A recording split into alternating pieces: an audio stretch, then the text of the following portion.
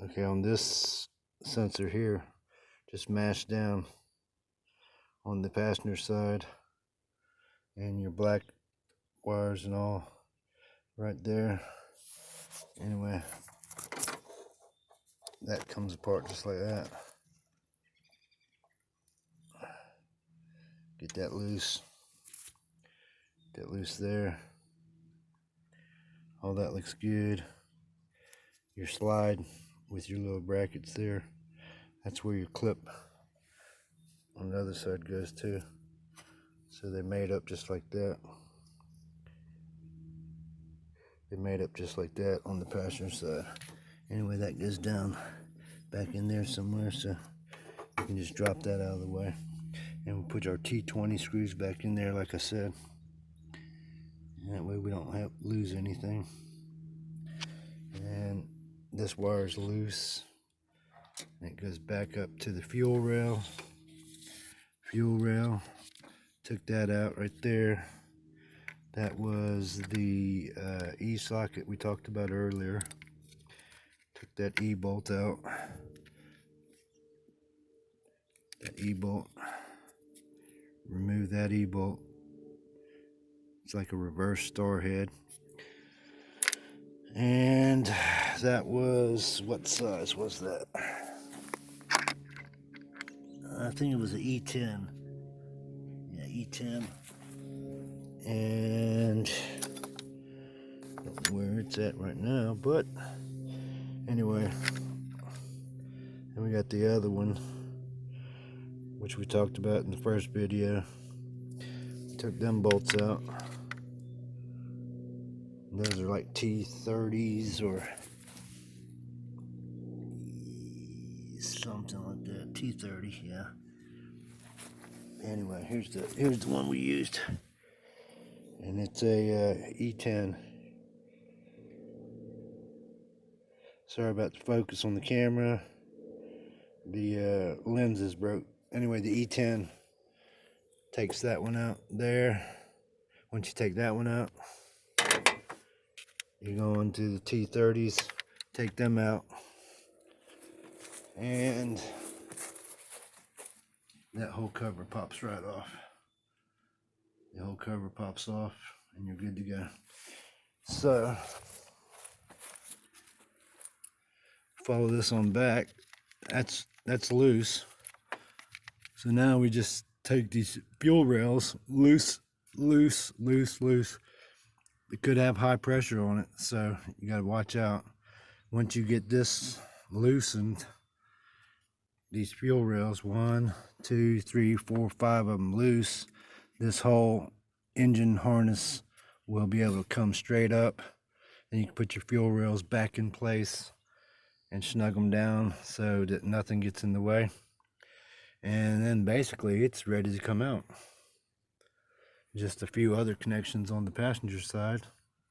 And when we get to the computer inside, I'll show you how to disconnect that and pull it through. But that'll be in the next part.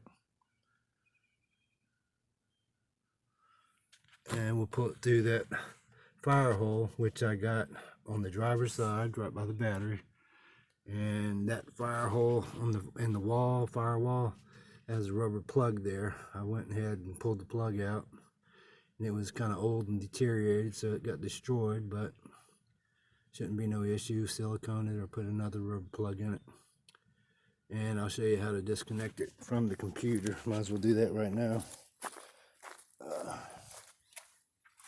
What you're going to do is right here at the steering wheel, you got this little coin box, and you pop that coin box out, and you can see in there,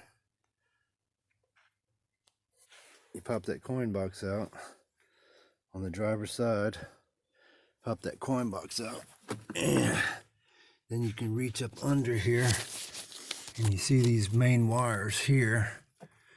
This had tape around it. I was checking for a short and I took all the tape off. But anyway, you put your hand up here at the top of the ECU, and this is the whole ECU assembly. Come on the side, whatever. Anyway, it just snaps in place. It's not bolted or nothing.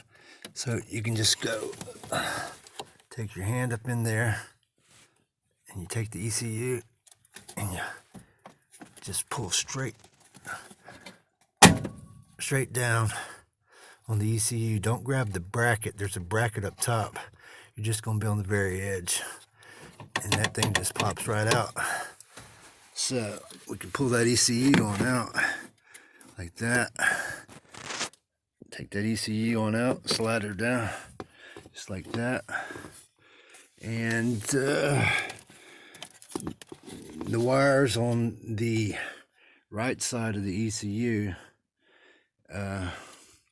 just went up in there like that.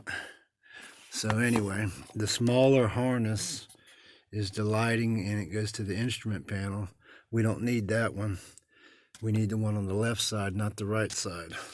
When you let that lay flat down on the floorboard, you take this pin here and you pull that pin out like yay.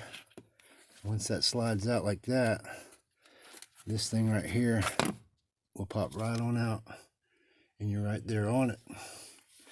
So now that you're right there on it, what you want to do is you want to take this outer bracket off. And to take that outer bracket off, you're going to pop this white retainer off. And when you pop that white retainer off, this thing will come loose. This assembly here with the two plug connectors, it'll come loose, and it'll be able to pull out of the holding clip. And then you'll be able to slide your whole wiring harness right back through that little hole. Do it carefully, and if you can't get it through that little hole, you can always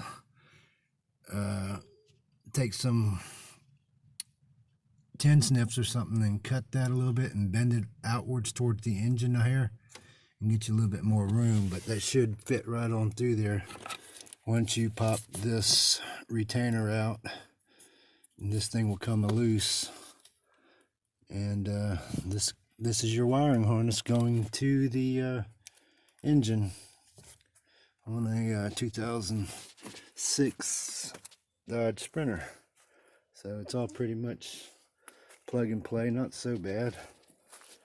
But anyway, that all comes back through there, routes down there, and comes up right there. Basically, that's it. So we'll be back after we disconnect the fuel rails and pull that thing out.